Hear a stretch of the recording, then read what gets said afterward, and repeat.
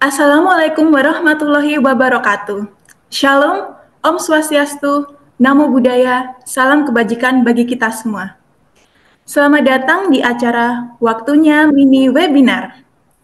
Waktunya Mini Webinar atau WMW merupakan salah satu webinar rutin yang diselenggarakan PT Gandasari Eka Satya sebagai wadah update informasi dan ajang diskusi seputar kesehatan dengan customer, calon customer, ataupun masyarakat umum. Acara ini dapat disaksikan secara langsung melalui virtual meeting Zoom dan juga rekaman dapat dilihat di channel YouTube kami Gandasari Eka Satya. Perkenalkan, saya Sukma yang akan memandu acara ini selama kurang lebih 1 jam ke depan. Mengangkat tema Stunting Awareness with Nihon Koden, webinar kali ini turut dihadiri oleh Sales Manager Divisi Hematologi yang terhormat Ibu Widya Ambarsari Karmana, dan juga narasumber kita pada sore hari ini, Product Development Divisi Hematologi, Ibu Shelly Putri MSI. Baiklah, sebelum masuk ke sesi pemaparan materi, dipersilahkan kepada Ibu Widya Ambarsari Karmana, selaku Sales Manager Divisi Hematologi, untuk memberikan sedikit sambutan. Kepada Ibu Widya, dipersilahkan. Oke, baik. Moderator kita pada siang hari ini Mbak Sukma ya. Mbak Sukma, saya jadi seger loh lihat Mbak Sukma, suaranya juga jadi seger saya siang-siang nggak jadi ngantuk saya nih. Ya, padahal puasa-puasa ya, Ibu. Ya. Padahal udah lemes-lemesnya nih jam ya, lihat Sukma langsung deh celingnya. Oke, terima kasih atas kesempatannya. Alhamdulillah wa syukurillah diberikan kesempatan untuk sedikit membuka acara, berikan acara ini ya. Assalamualaikum warahmatullahi wabarakatuh. Selamat siang semuanya. Salam sejahtera bagi kita semua. Perkenalkan sekali lagi, nama saya Widya Ambarsari Karmana. Saya mewakili jajaran direksi dan staf dari PT Gandasari Eka Satya. Berterima kasih kepada Bapak Ibu sekalian, para hadirin siang hari ini. Tentunya Bapak Ibu dokter spesialis patologi klinik dan juga para user analis dari rumah sakit di Indonesia. Ya. Mudah-mudahan pada siang hari ini yang berbahagia, tema kita yang kita usung yaitu adalah Stunting Awareness with Nihon Koden Hematology Analyzer dapat memberikan feedback yang luar biasa besar ya. Tidak seperti namanya, mini webinar ya. Harapannya impact buat kita semua dalam hal mengupgrade knowledge kita, kemudian dapat juga bermanfaat untuk secara teknis kita gunakan di laboratorium patologi klinis ya nantinya ya. Oke, mungkin itu mudah-mudahan teman-teman sekalian para hadirin di sini dapat memberikan peran serta yang aktif terutama dalam sesi tanya jawab ya, sehingga teman-teman panitia bisa semangat ya. Betul Sukma ya? Gitu. Jadi cukup sekian mungkin dari saya. Terima kasih atas kesempatannya. Saya kembalikan ke Sukma sebagai moderator pada siang hari ini. Terima kasih, selamat siang. Baik, terima kasih Bu Widya. Lanjut ke acara selanjutnya. Bapak Ibu hadirin sekalian, kejadian stunting merupakan masalah kesehatan anak di Indonesia yang berdampak pada anemia, perkembangan, dan sistem imunitas. Dilansir dari jurnal FKUI di tahun 2017, ada sekitar 22,2% anak di dunia mengalami stunting, di mana Indonesia masuk ke dalam urutan ketiga negara dengan prevalensi tertinggi di Asia Tenggara dengan rata-rata prevalensi stunting sebesar 36,4% dan prevalensi anemia pada balita sebesar 47,4%. Anemia dan stunting memiliki resiko yang saling mempengaruhi, serta anemia masih menjadi masalah kesehatan utama penyebab stunting hingga saat ini.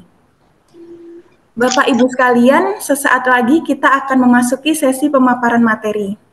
Saya informasikan bahwa sesi tanya jawab akan dibuka setelah pemaparan materi berlangsung, di mana pertanyaan dapat ditulis di kolom chat dengan format nama, _instansi, _pertanyaan. Saya ingatkan juga untuk Bapak Ibu sekalian mengisi link absensi yang kami kirimkan di kolom chat, karena materi WMW kali ini akan kami kirimkan melalui email. Serta dimohon kesediaannya untuk mematikan mikrofon selama webinar berlangsung. Baiklah, tanpa berlama-lama lagi, Langsung saja kita memasuki sesi pemaparan materi yang akan dibawakan oleh Product Development Divisi Hematologi. Kepada Ibu Shelly Putri MSI dipersilahkan. Baik, terima kasih kepada Ibu Sukma. Terima kasih saya ucapkan sebelumnya kepada para hadirin pada acara mini webinar PT Ganda Sarika Satya terkait tema Stunting Awareness with Nihon Kohden. Saya ucapkan terima kasih yang sudah bergabung kepada para semua hadirin. Langsung saja mungkin saya bisa mulai untuk mini webinar hari ini ya. Izin saya akan share screen terlebih dahulu.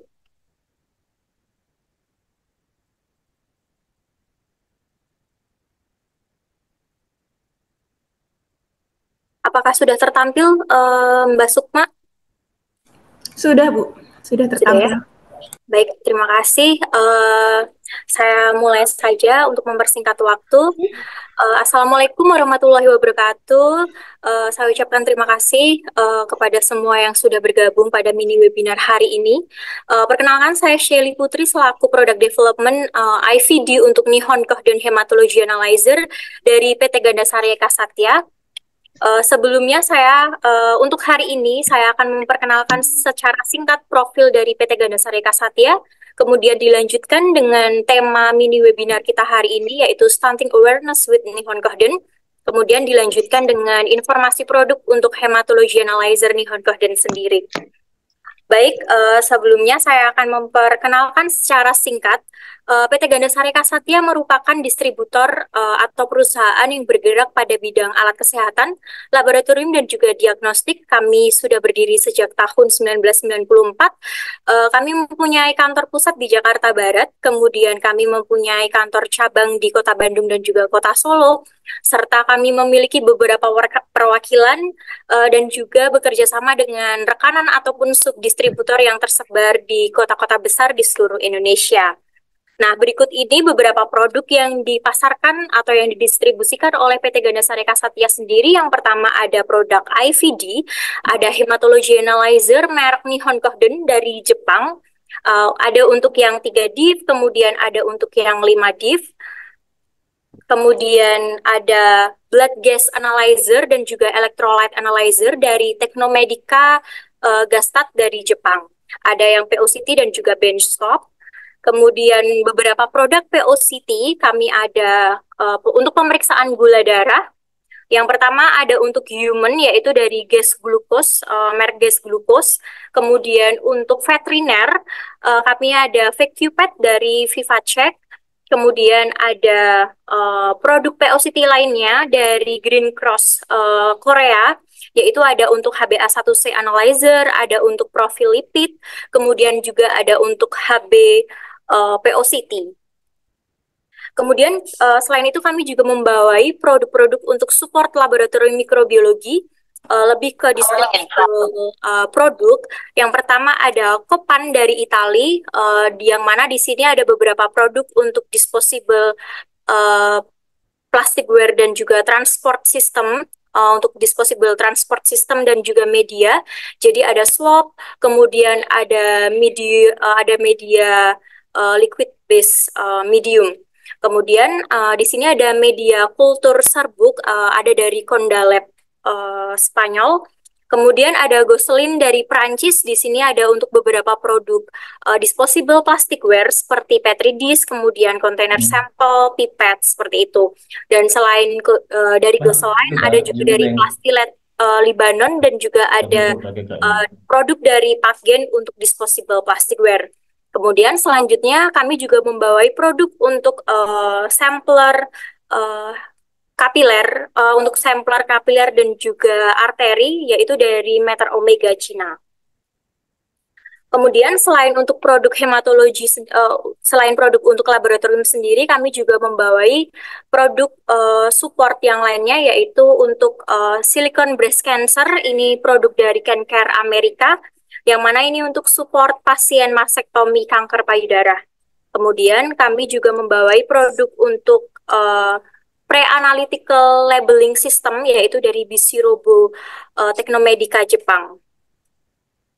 Mungkin itu tadi yang dapat saya sampaikan terkait produk informasi dan juga beberapa produk yang dibawahi oleh PT Gandasari Eka Satya sendiri. Kemudian selanjutnya saya akan lanjutkan untuk tema mini webinar kita hari ini yang akan mengangkat terkait tema Stunting Awareness with Nihon Kohden.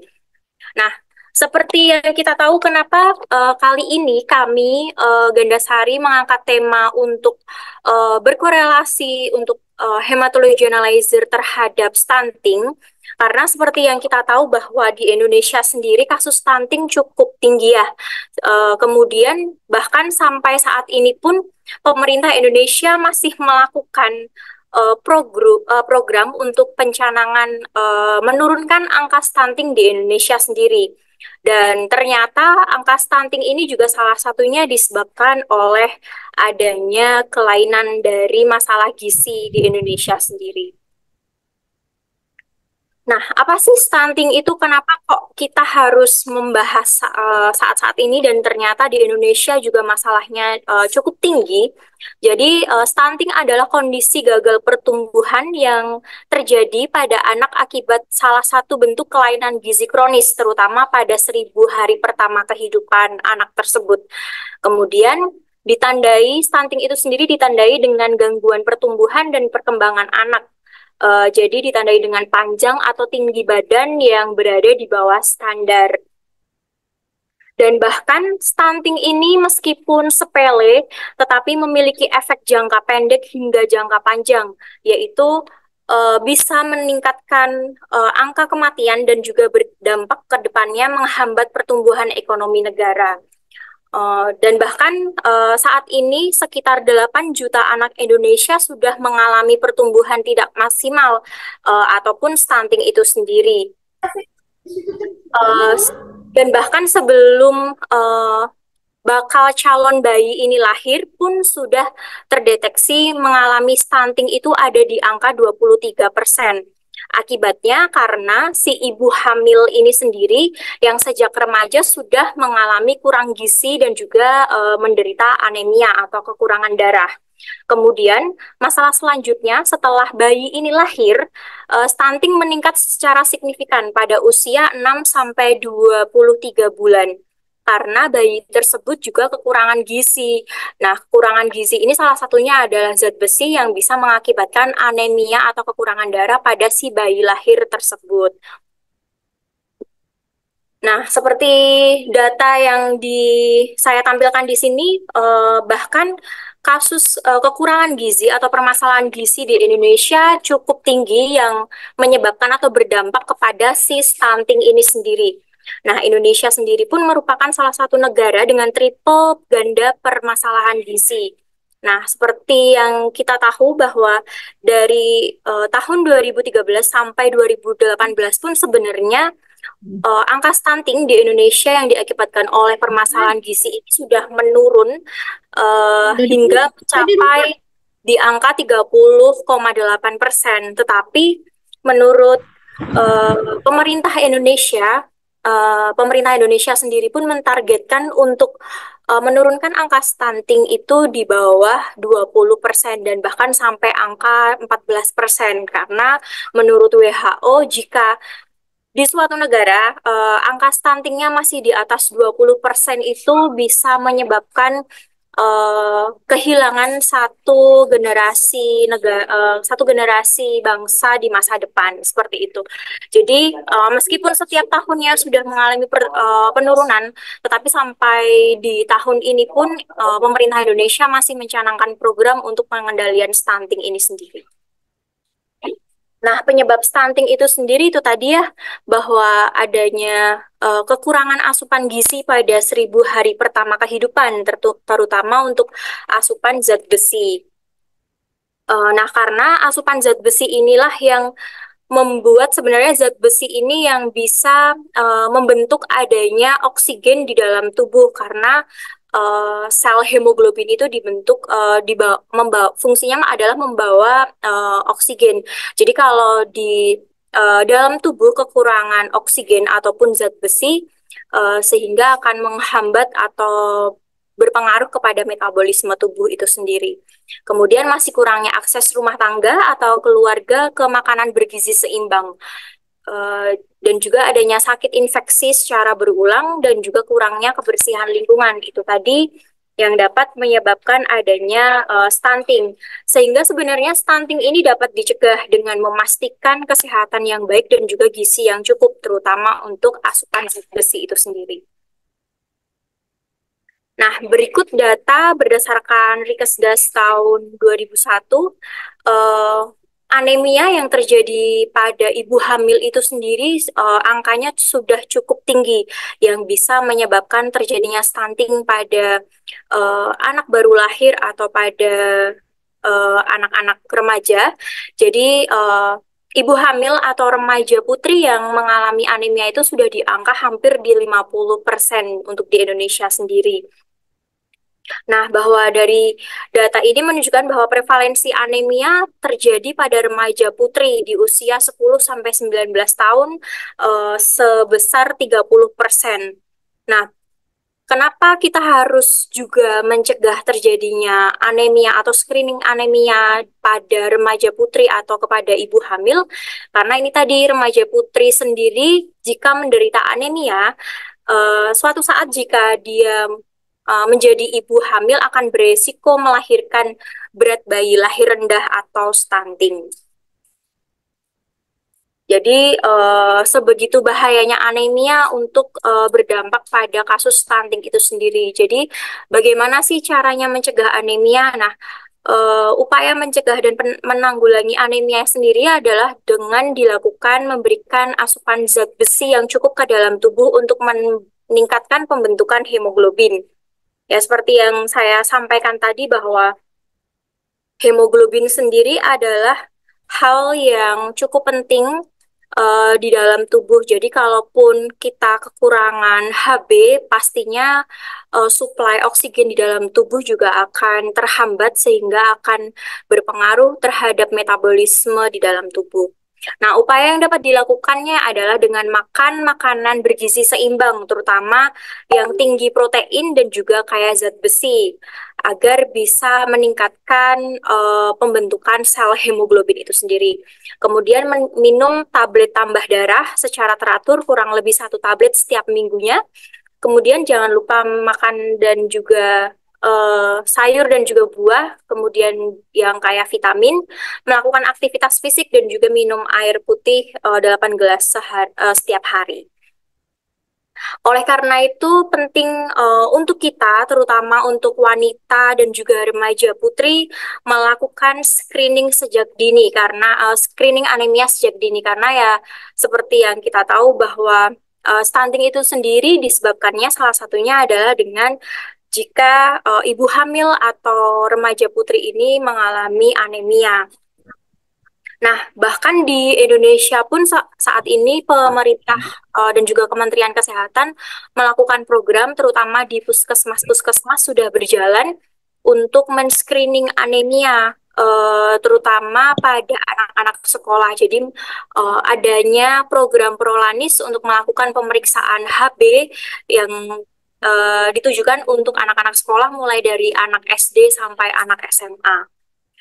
Jadi pentingnya screening anemia ini adalah dengan salah satunya melakukan pemeriksaan Hb atau sel darah merah secara rutin dan juga sejak dini karena Hb atau sel darah merah ini adalah transporter utama untuk oksigen.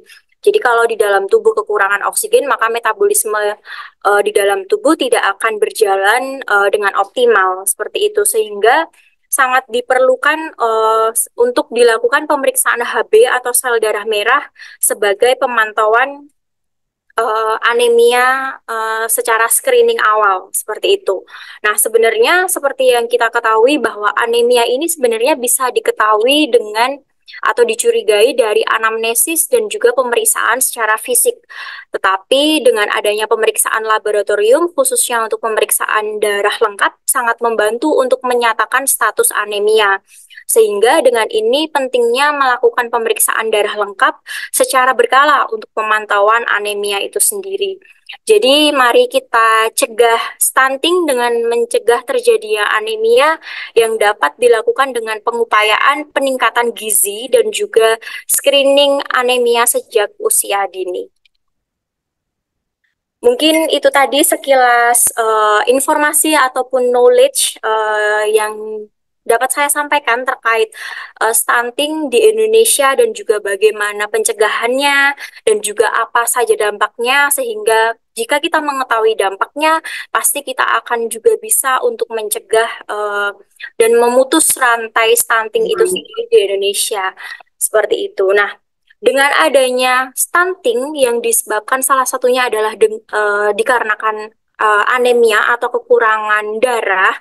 Nah, kami PT Ganda Sarika Satya memiliki satu produk yang bisa digunakan untuk itu tadi mensupport atau menunjang adanya screening anemia sejak dini, yaitu dengan adanya alat hematology analyzer atau alat otomatis untuk pengukuran darah lengkap, yaitu dari produk dari Nihon Kohden Jepang.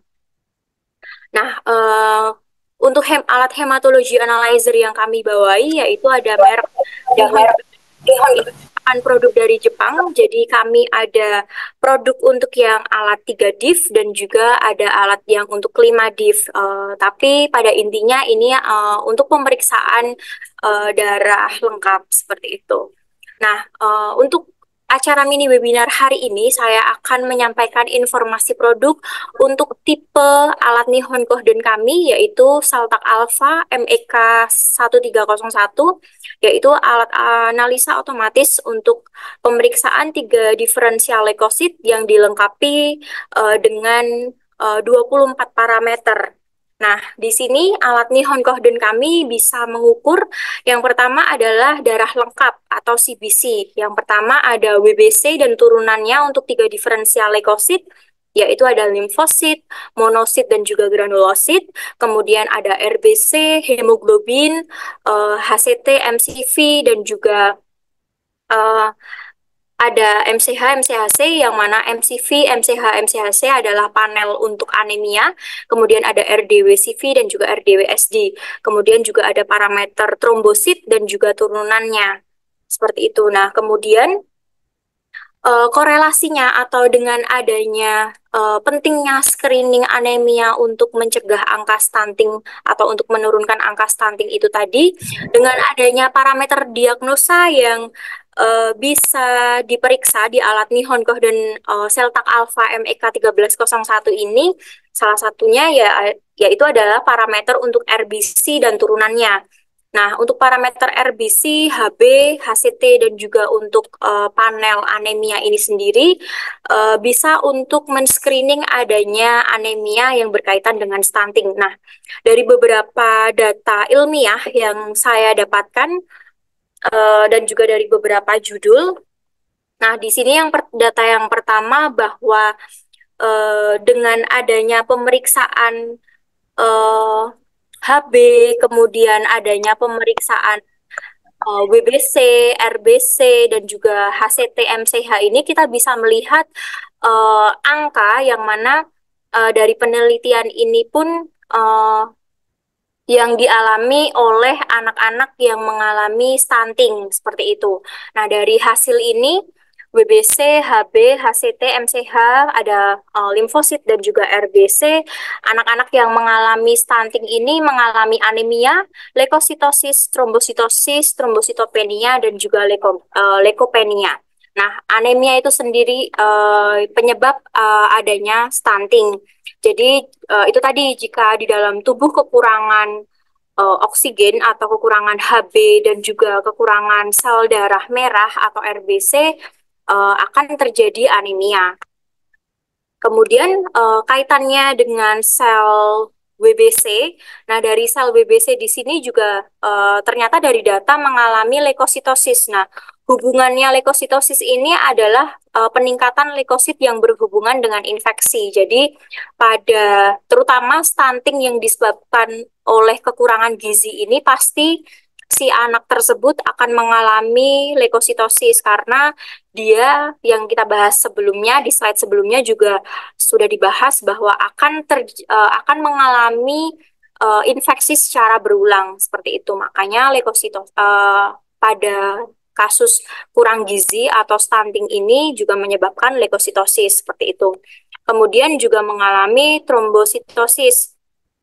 Nah, trombositosis ini juga dikarenakan adanya infeksi berulang sehingga terjadi peningkatan kadar sitokin inflamasi yang meningkatkan produksi trombosit.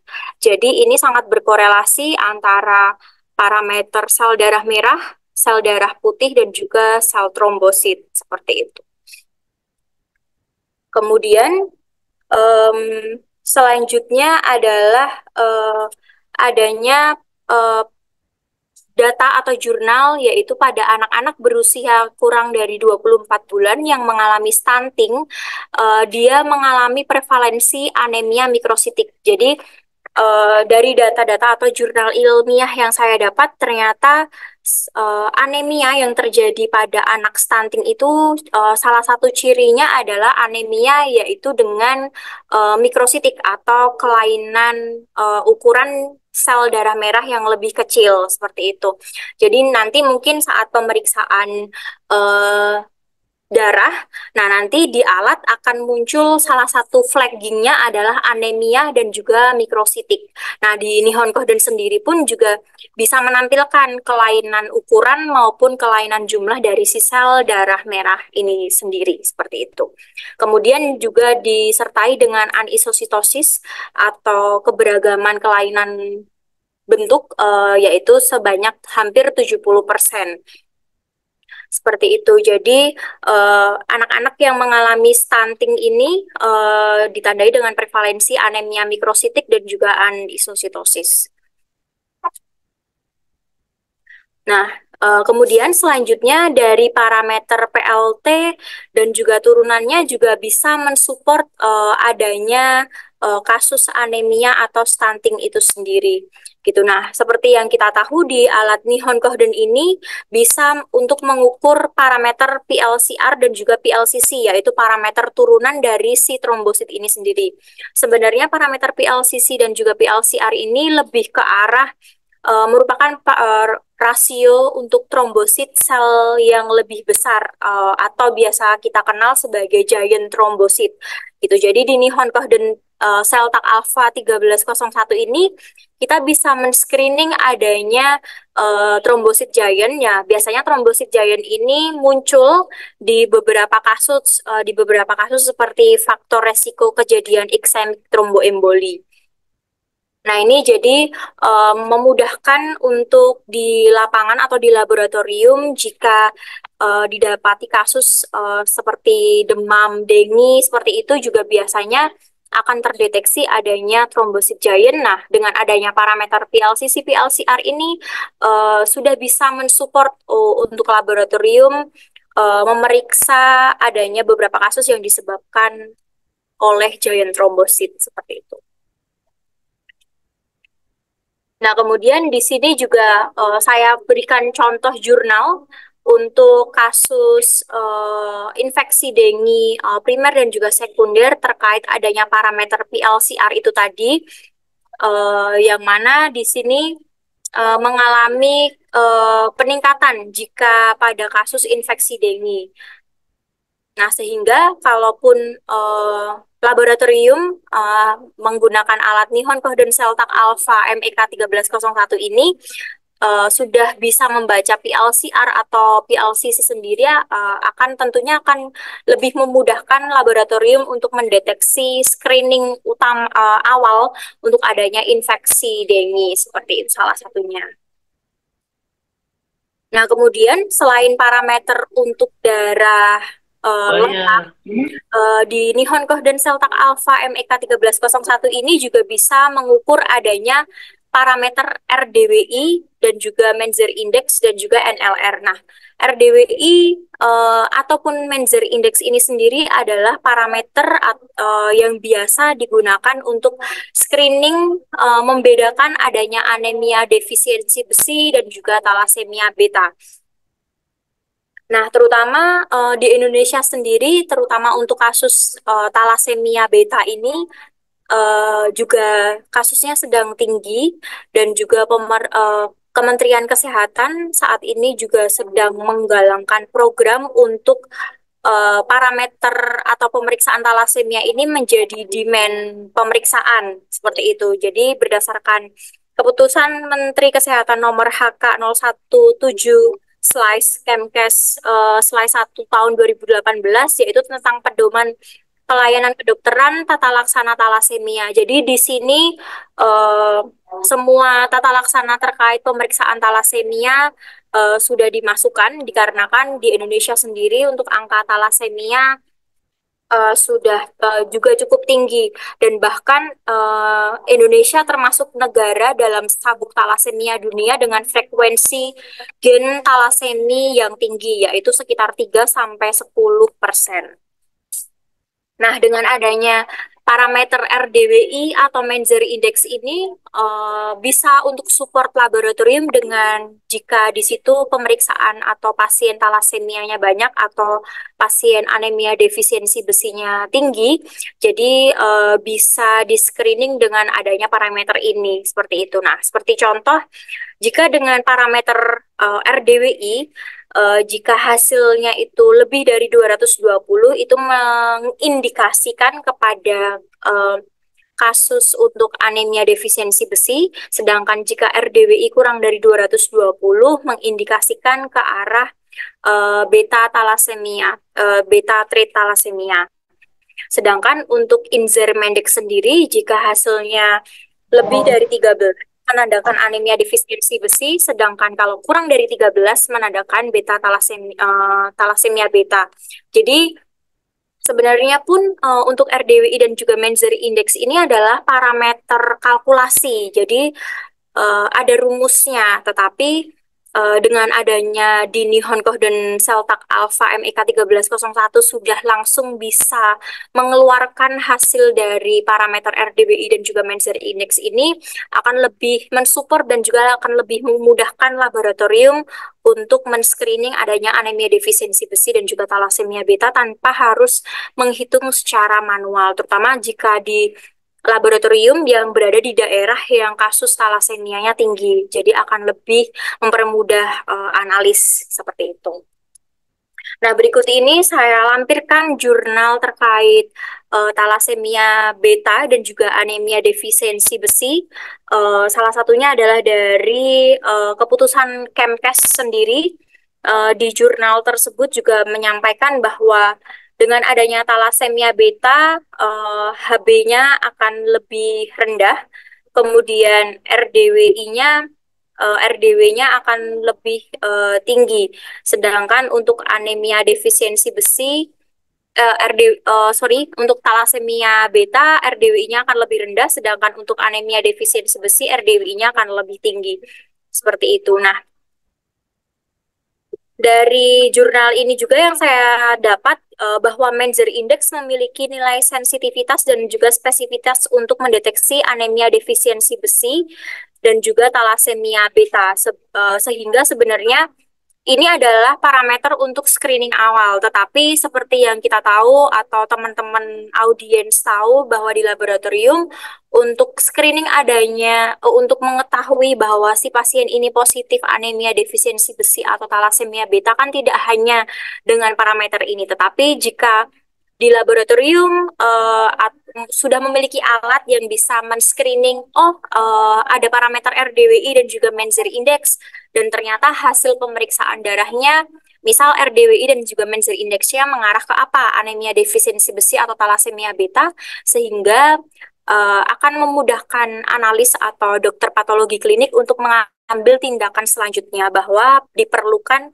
untuk melakukan pemeriksaan dengan gold standar, yaitu salah satunya di sini juga tertera adalah dengan melakukan ferritin serum, pemeriksaan ferritin serum juga bisa, kemudian HB elektroforesis biasanya seperti itu. Jadi, tetapi kan biasanya untuk beberapa vaskes utama, beberapa ada yang belum support untuk alat atau untuk pemeriksaan ferritin serum ataupun HB elektroforesis. Jadi dengan adanya alat hematology analyzer, pemeriksaan darah lengkap, sudah support untuk RDWI dan juga Menzer Index ini akan lebih memudahkan seperti itu. Nah, dari data ini juga bisa dilihat bahwa parameter BBC, RBC, HB, HCT, MCV, MCH, MCHC ataupun parameter darah lengkap dan juga plus Menzer Index dan juga RDWI bisa digunakan untuk screening adanya anemia defisiensi besi dan juga talasemia beta seperti itu. Jadi dengan adanya parameter dari alat yang dimiliki oleh alat Nihon Kohden Seltak Alpha MEK 1301 ini, besar harapannya bisa memudahkan untuk laboratorium menunjang untuk screening pemeriksaan terutama untuk anemia defisiensi besi ini dan juga talasemia beta seperti itu. Nah, kemudian selain PLCC, RDWI, Menzer Index, ada parameter NLR atau neutrophil lymphocyte ratio. Nah, seperti yang kita tahu, neutrophil lymphocyte ratio ini juga sebenarnya adalah parameter kalkulasi yang mana bisa dihitung dengan rumus, yaitu melibatkan jumlah sel neutrofil dibagi dengan sel limfosit ya, yang mana akan didapatkan rasio dari NLR sendiri, dan NLR ini biasanya digunakan untuk screening adanya infeksi sistemik seperti itu. Nah, dari jurnal yang saya dapat ternyata dengan adanya kasus gizi buruk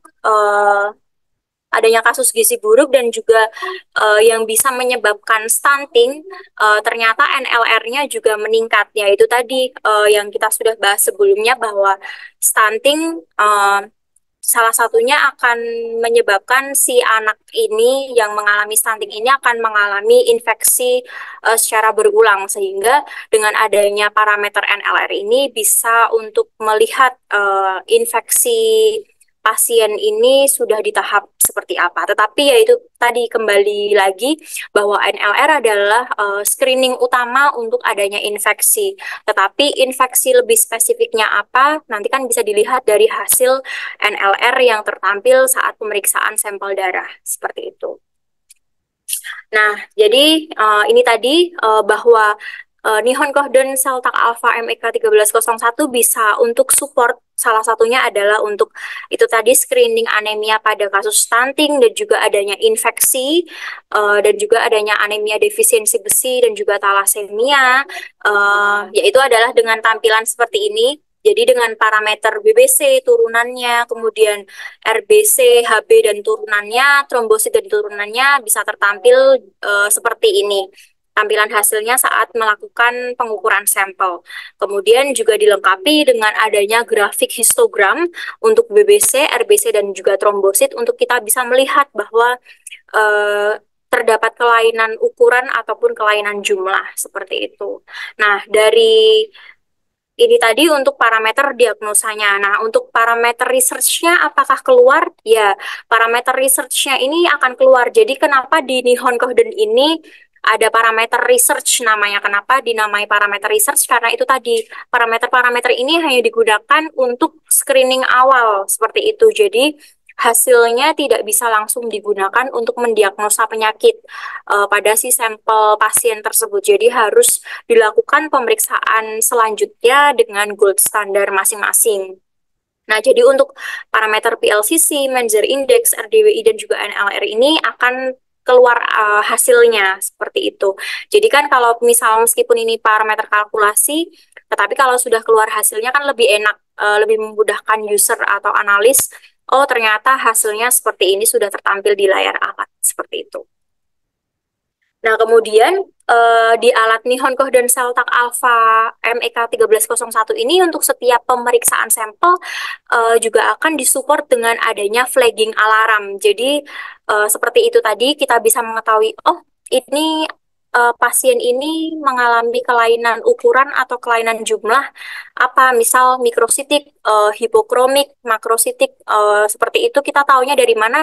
Nah, nanti dia muncul flagging alarmnya di sini gitu. Jadi pasien mengalami kelainan ukuran ataupun kelainan jumlah dari sel CBC, nah nanti akan muncul di sini seperti itu. Nah, kemudian terutama di alat MEK 1301 ini di tampilan hasilnya sudah ada indikator warnanya. Jadi kan biasanya kalau analis laboratorium, kadang kalau ada tanda merah sedikit atau tanda bintang sedikit, laporan ke vendor alat atau ke teknisi alat bahwa ini alatnya kenapa ya? Maksudnya karena mereka kan juga aware terhadap hasil, jadi apakah ini hasilnya seperti itu atau memang hasil yang diakibatkan karena error yang terjadi pada alat seperti itu. Nah, kalau di Nihon Kohden Celtak Alpha MEK 1301 ini nanti kita bisa lihat kalau indikator kuning itu berarti adanya kelainan atau dari patologi sampel itu sendiri. Jadi biasanya ditandai dengan adanya muncul flagging alarm, kemudian adanya low atau high measurement seperti itu, atau hasilnya lebih dari atau kurang dari normal. Nah, ini tandanya kuning. Tetapi kalau muncul tanda orange, ini berarti error tetapi diakibatkannya dari sampel. Misal, adanya bekuan. Nah, saat diukur di alat, dia mendeteksi bekuan. Alat mendeteksi bekuan. Kemudian mendeteksi adanya gelembung udara atau bubble. Nah, nanti juga akan muncul di kolom message. Kemudian atau sampelnya kurang homogen atau sampel yang diaspirasi terlalu sedikit karena sampel yang terkolek di tabung sampel terlalu sedikit. Nah, seperti itu nanti munculnya warna orange gitu. Nah, sedangkan jika warna indikatornya berwarna merah, ini biasanya disebabkan akibat error yang dari alat seperti itu. Jadi analis bisa atau user bisa membedakan kalau misal error dari alat ya berarti dilaporkan saja kepada vendor alatnya atau kepada teknisinya seperti itu. Tetapi kalau yang dari patologi sampel ya berarti itu hasilnya bisa dikeluarkan untuk hasil pasien seperti itu. Jadi akan lebih memudahkan user tidak perlu pusing bahwa hasil tersebut ini kenapa, ini benar apa enggak ya kan kadang teman-teman analis seperti itu di laboratorium karena ya mereka perlu mengeluarkan hasil pasien yang akurat seperti itu. Tapi dengan adanya seperti ini bahwa kalau yang panic value berarti itu akurat patologis dari sampelnya seperti itu. Kemudian di alat MEK Celtak Alpha MEK 1301 ini juga disupport dengan adanya recap atau laporan grafik dari quality control. Nah, untuk biasanya kan di laboratorium analis ada yang diwajibkan untuk melakukan pelaporan quality control harian seperti itu kayak direkap setiap bulan sekali atau setiap beberapa hari sekali seperti itu. Nah, di alat Nihon Kohden Celtak Alpha ini sudah bisa menampilkan grafik dari rekap QC harian.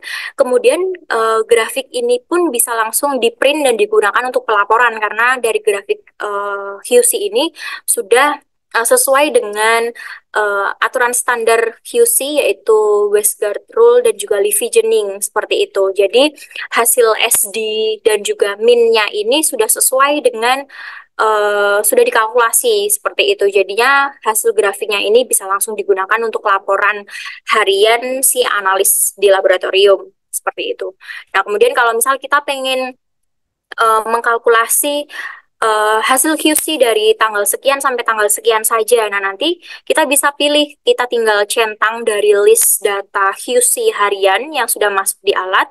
Kemudian kita pilih mana saja yang mau direkap. Nah, nanti di alat ini sendiri sudah memunculkan data statistik dari QC. Jadi ada rata, ada 2SD-nya berapa, kemudian target value-nya berapa, seperti itu. Jadi nggak perlu menghitung manual lagi gitu. Jadi akan lebih memudahkan analis di laboratorium terkait untuk pelaporan hasil QC harian.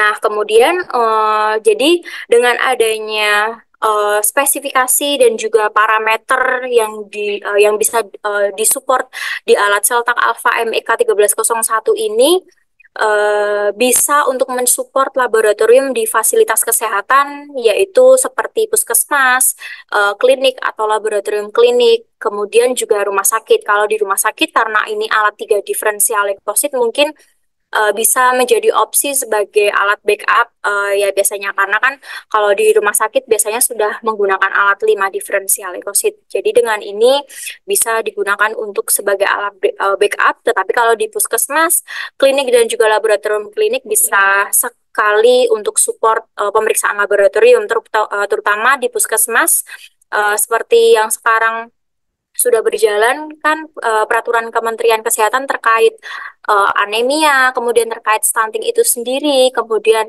terkait talasemia, pemeriksaan talasemia yaitu dengan adanya alat otomatis untuk pemeriksaan hematologi lengkap. Salah satunya Seltak Alpha MEK 1301 ini bisa support dan juga bisa menjadi referensi untuk Bapak Ibu hadirin semua yang di laboratorium atau teman-teman analis di laboratorium bisa menjadi opsi referensi untuk pengadaan alat hematologi analyzer di laboratorium masing-masing seperti itu.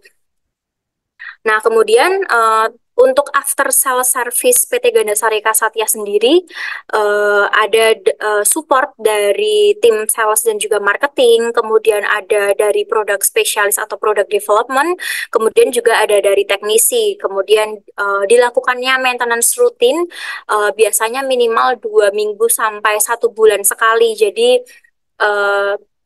PT Ganda Sarika Satya tetap akan menjamin after sales service setiap kali kita sudah melakukan penjualan dan juga instalasi di customer seperti itu.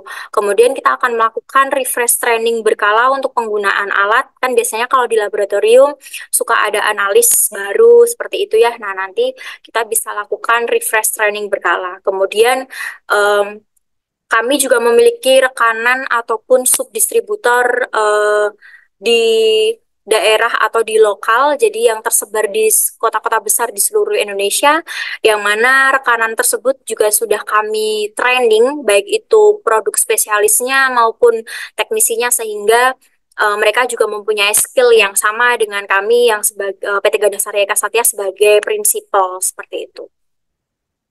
Mungkin itu tadi yang dapat saya sampaikan terkait profil perusahaan PT Ganda Sarika Satya, kemudian tema webinar terkait stunting awareness, kemudian juga produk informasi untuk hematologi analyzer Nihon Kohden. Nah, untuk Bapak Ibu sekalian atau hadirin, jika ingin melihat beberapa produk atau mereview beberapa produk dari PT Ganda Sarika Satya yang lainnya, bisa kunjungi website dari PT Ganda Sarika Satya ataupun bisa kunjungi YouTube dan juga Instagram dari PT Ganda Sarika Satya untuk melihat beberapa update terkait artikel maupun terkait produk-produk yang dibawahi oleh kami sendiri. Mungkin itu tadi yang dapat saya sampaikan. Saya Shelly Putri selaku Product Development untuk IVD Nihon Kohden Hematology Analyzer dari PT Ganda Sarika Satya mengucapkan terima kasih. Untuk acara saya kembalikan kepada moderator, kepada Bu Sukma. Terima kasih. Baik, terima kasih kepada Ibu Shelly. Menarik sekali ya materi yang disampaikan oleh Ibu Shelly mengenai stunting ini. Untuk hadirin yang ingin bertanya, dapat menuliskan pertanyaan di kolom chat dengan format nama, garis miring instansi, garis miring pertanyaan. Saya juga ingatkan kembali untuk Bapak Ibu semua dapat mengisi link absensi yang sudah kami kirimkan di kolom chat, karena materi WMW kali ini akan kita kirimkan melalui email. Oke, Bu Shelly, sepertinya antusiasme audiens tinggi nih, Bu. Sudah banyak pertanyaan yang masuk di kolom chat. Saya coba bacakan satu-satu ya, Bu. Boleh, yang silakan. pertama ada dari Ibu Anggi, dari Labkesda Ponorogo. Maaf izin bertanya, apakah jika nilai hemoglobin atau hasil darah lainnya normal, namun tinggi badan di bawah normal, itu apakah dapat dikatakan stunting? Terima kasih.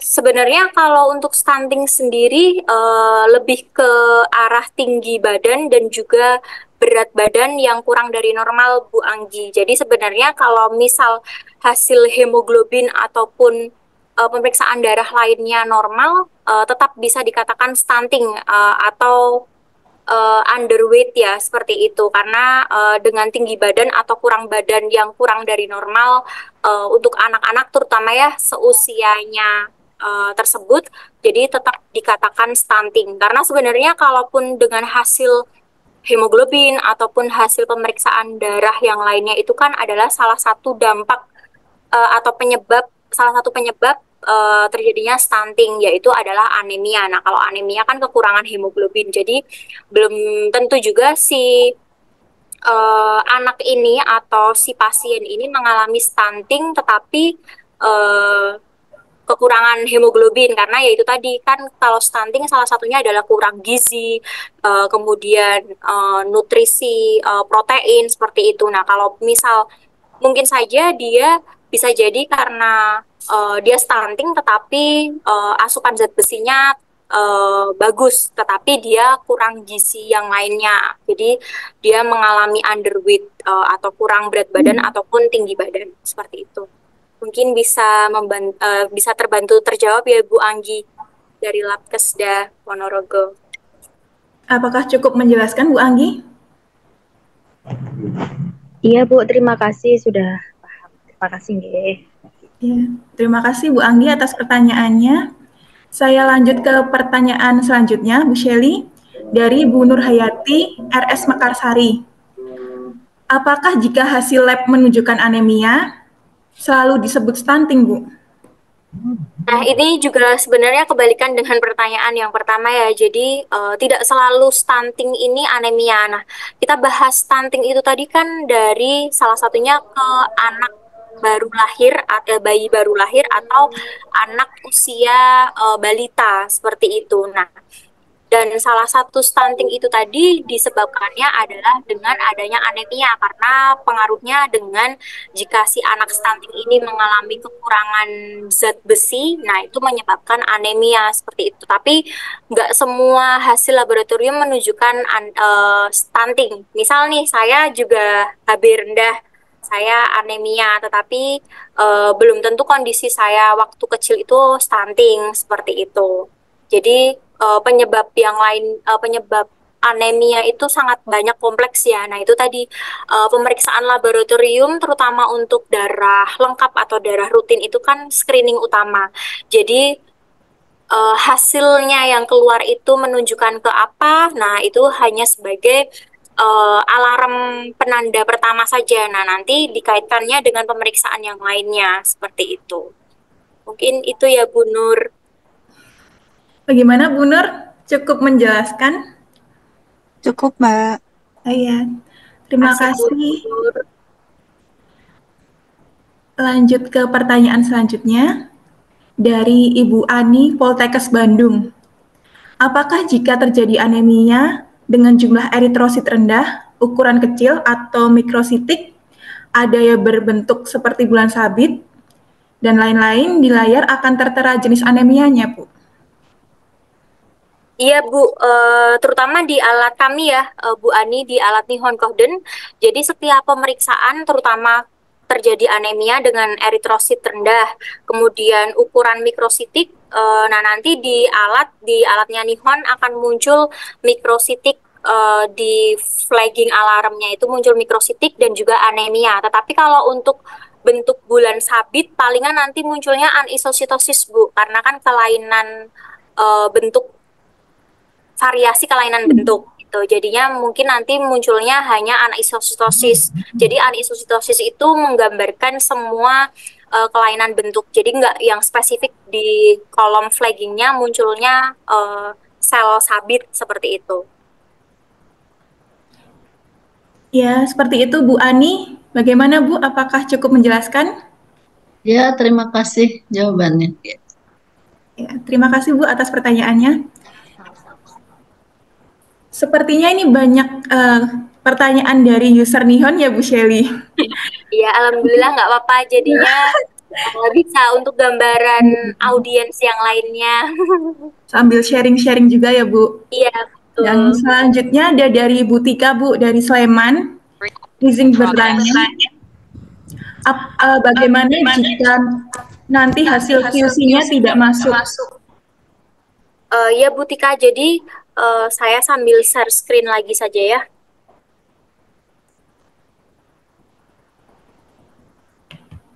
Nah, untuk pengukuran QC, sebenarnya di Nihon Kohden ada 3 level QC yang harus dibeli, Bu.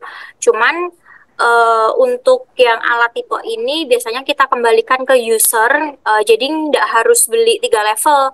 Biasanya kita bisa sesuaikan dengan kebutuhan user, mau level normal saja, low, ataupun high. Pokoknya nggak harus satu paket 3 level seperti itu. Nah, untuk jika hasil QC nggak masuk, sebenarnya tahapan di alat Nihon Kohden yang terutama yang tipe MEK 1301 ini adalah yang pertama alat melakukan self check. Nah, self check ini adalah mengecek kayak cek reagen, kemudian kelistrikan seperti itu. Nah, kalau itu kondisinya sudah hijau, berarti oke semua. Nah, kemudian baru dilakukan QC. Nah, QC ini kalaupun hasilnya tidak masuk, biasanya kita akan lakukan analisa dulu. Nah, QC ini di Nihon terutama itu adalah expirednya di 3 bulan, kemudian open stability-nya di 14 hari, di suhu penyimpanan 2 sampai 8 derajat Celcius. Nah, biasanya kalau pengukuran pertama QC tidak masuk itu, kita biasanya lihat dulu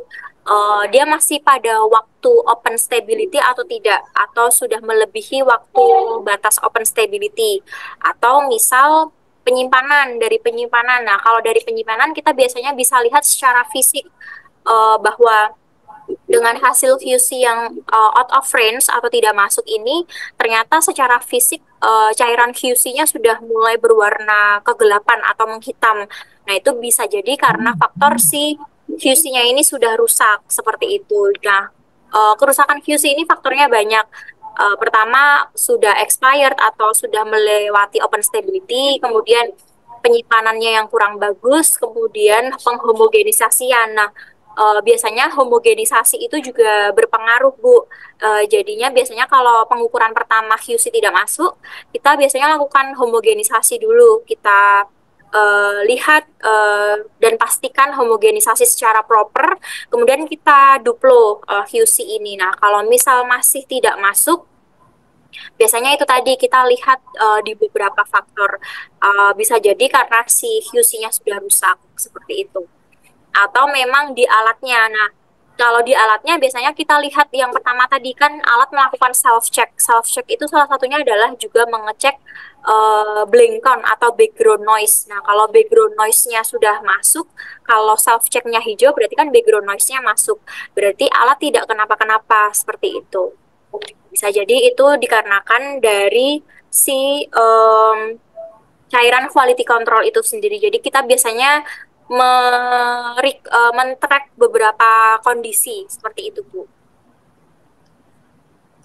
Apakah sudah terjawab, Bu Tika? Bagaimana, Bu Tika? Apakah sudah menjawab? Oke, sepertinya sudah ya, Bu Shelly.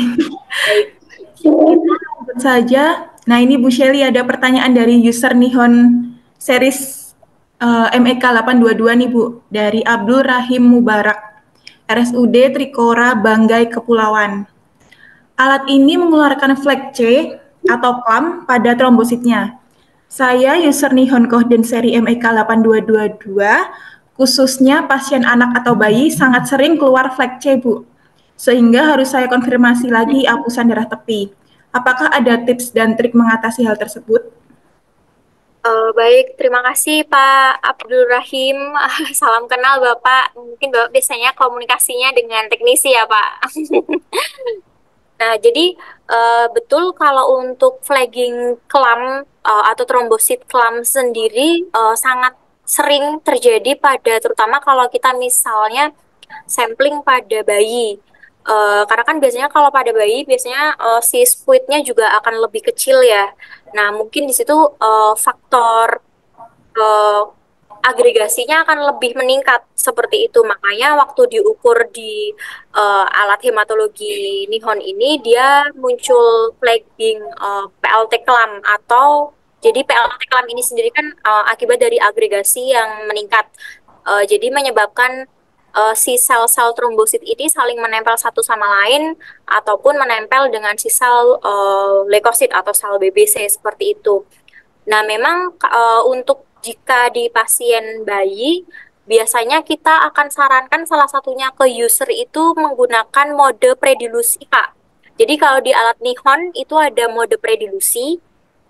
Nah, di mode predilusi itu seperti pengenceran, tapi pengenceran internal. Jadi pengencernya ini dari si alat Nihon Kohden sendiri gitu. Jadi, nah nanti dengan adanya pengukuran dengan predilusi ini akan menghilangkan atau karena kan diencerkan ya darahnya, jadinya meminimalis atau mengurangi adanya si agregasi dari si trombosit ini sendiri. Itu Pak. Jadi bisa dicoba dengan predilusi Pak.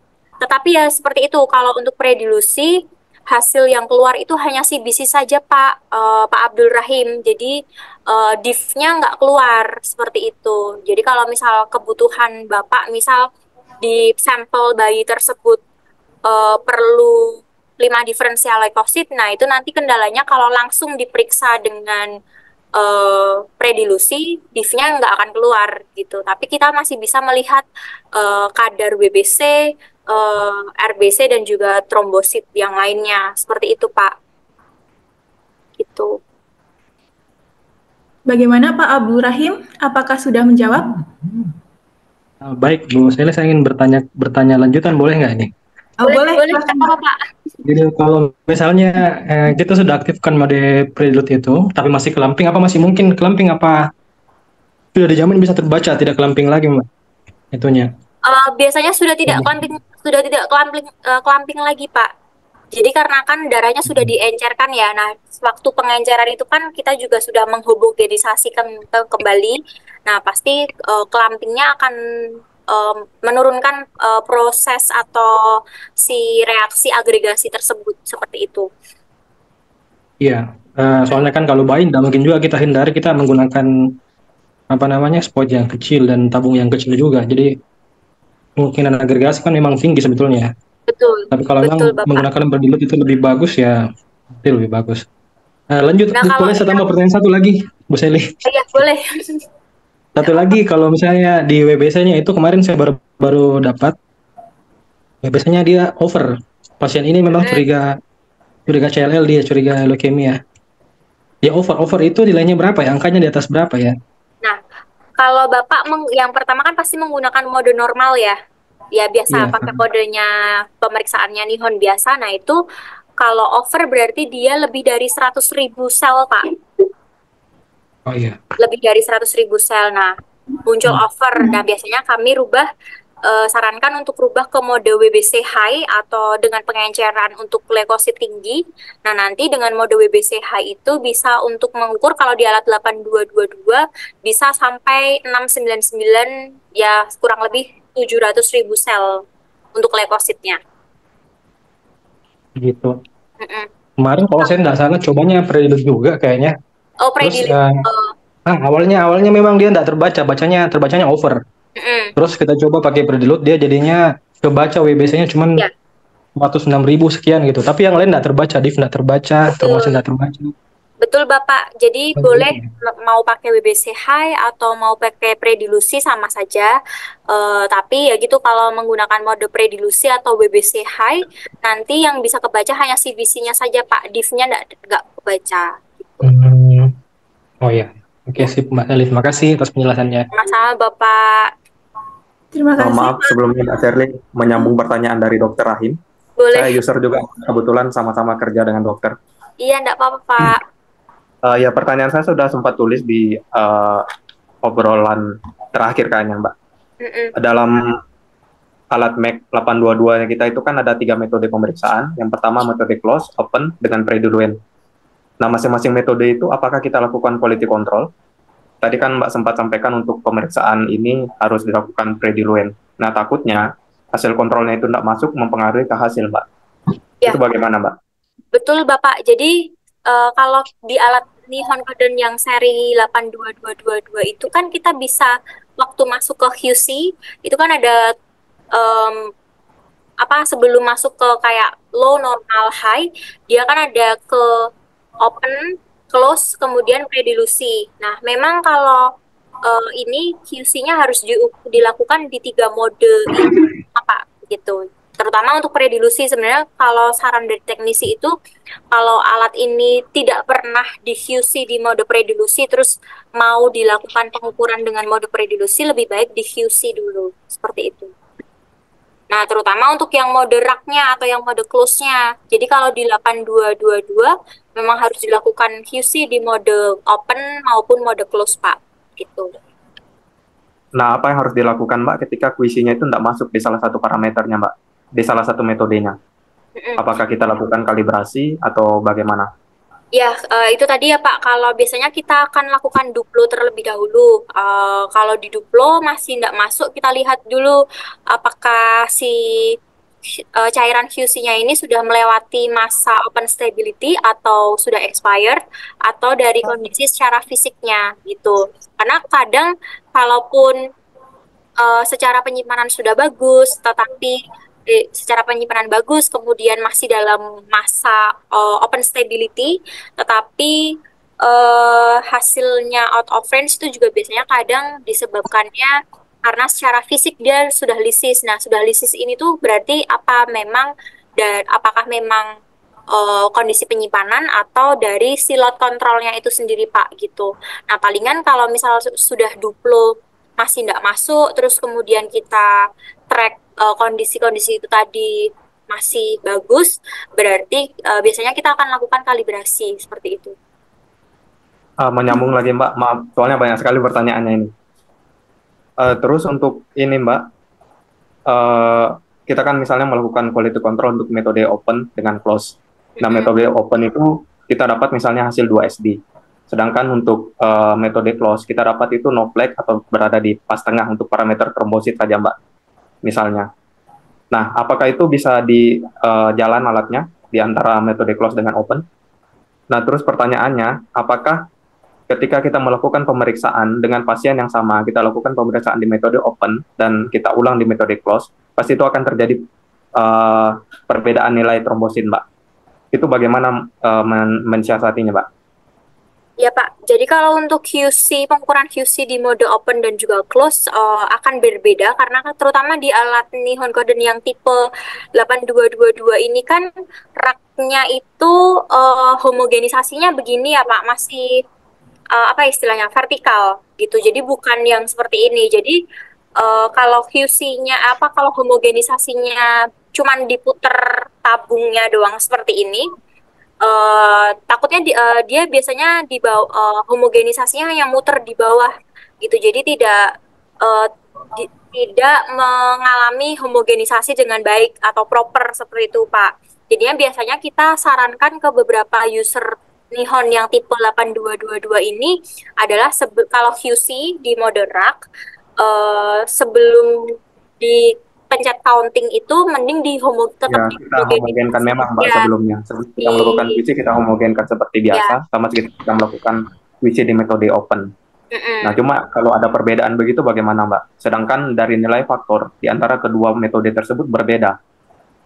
Nah, betul. Nah, itu Pak. Jadi, kenapa di faktor juga dibedakan yang mode open dan juga close? Karena itu tadi, kalau yang mode close kan pengaruhnya itu tadi, dia raknya jadi satu, kemudian homogenisasinya bukan yang naik turun seperti itu. Jadinya, makanya di situ faktor kalibrasinya pun dibedakan. Jadi, biar bisa menyesuaikan Pak, karena pasti hasil yang jika mengukur di mode open sama di mode close berbeda, seperti itu. Ya, untuk terhadap pengaruhnya terhadap pasien bagaimana, Mbak, jika terdapat perbedaan yang signifikan? Nah, perbedaan yang signifikan itu tapi kan kita biasanya melihat dari tiap pengukuran QC kan ada assay-sheet ya Pak. Jadinya kalau misal di mode open sesuai assay-sheet atau in range atau masuk range, tapi di mode yang close mode-nya out of range, nah itu biasanya kita akan kalibrasi di mode yang close-nya dulu gitu. Oh, jadi tetap harus dilakukan kalibrasi ya, Mbak? Iya, Pak. Oke, terima kasih, Mbak. Sama-sama, Pak.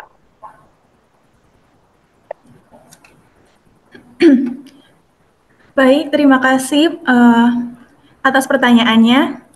Pertanyaan terakhir nih Bu Shelly dari Ibu Sukina, Jakarta. Kalau saya perhatikan dari presentasi tadi, ibu dengan anemia lebih rentan menurunkan anak stunting.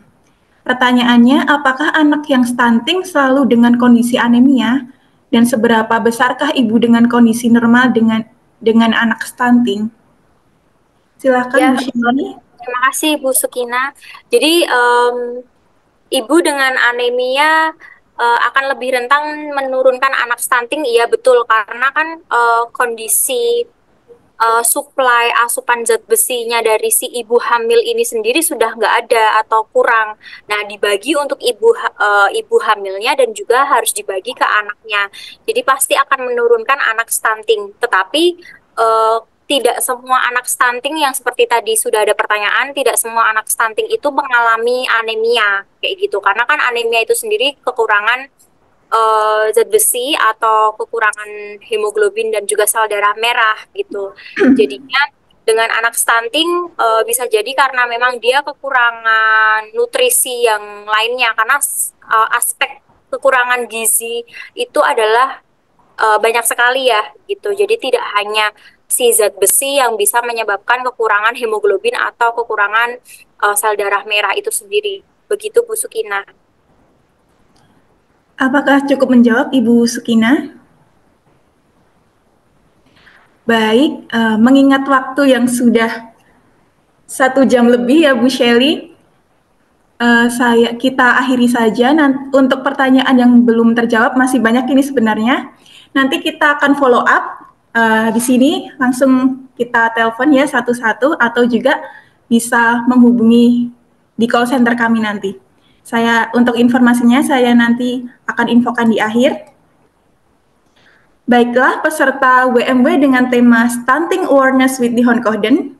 Dari materi yang disampaikan tadi, saya bisa menarik kesimpulan bahwa anemia dan stunting memiliki faktor risiko yang saling mempengaruhi, seperti defisiensi makronutrien dan defisiensi mikronutrien, terutama defisiensi besi. Hb atau sel darah merah adalah transporter utama untuk oksigen, yang jika jumlahnya tidak tercukupi dengan baik, maka metabolisme juga tidak berjalan dengan optimal, sehingga dalam jangka panjang dapat menyebabkan stunting. Oleh karena itu, dibutuhkan pemeriksaan rutin hemoglobin pada anak hingga usia remaja menggunakan alat yang presisi. Nihon Kohden Sheltak Alpha MEK 1301 hadir dengan teknologi modern guna menjamin pemeriksaan hematologi Anda mendapatkan hasil yang akurat dalam pemantauan penyakit anemia. Bapak Ibu peserta webinar, kita memasuki sesi yang terakhir yaitu sesi foto bersama. Dimohon kesediaan Bapak Ibu semuanya untuk menyalakan kamera masing-masing. Baik, boleh dinyalakan kameranya Bapak Ibu sekalian. Oke, kita mulai di slide 1 ya. 1, 2, 3.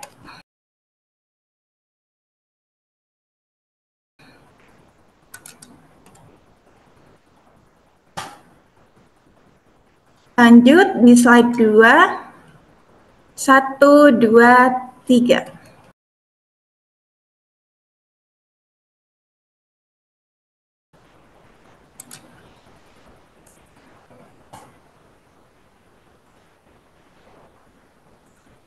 Oke, slide yang terakhir.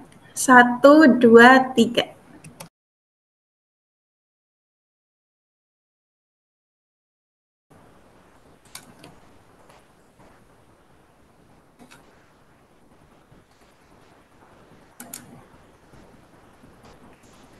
Baik, terima kasih Bapak Ibu peserta webinar.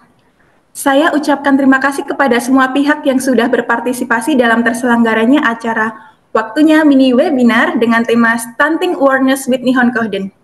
Terima kasih juga kepada narasumber kita Ibu Shelly Putri MSI dan juga tentunya kepada Bapak Ibu seluruh peserta webinar.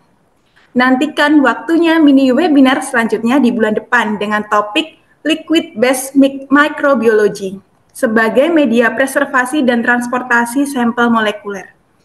Untuk mengetahui update WMB selanjutnya, Bapak Ibu dapat mengunjungi sosial media kami di Instagram @gandasari_eka_satya, Facebook Gandasari _Eka Satya, atau dapat juga menghubungi call center kami di 0811 1360 7424.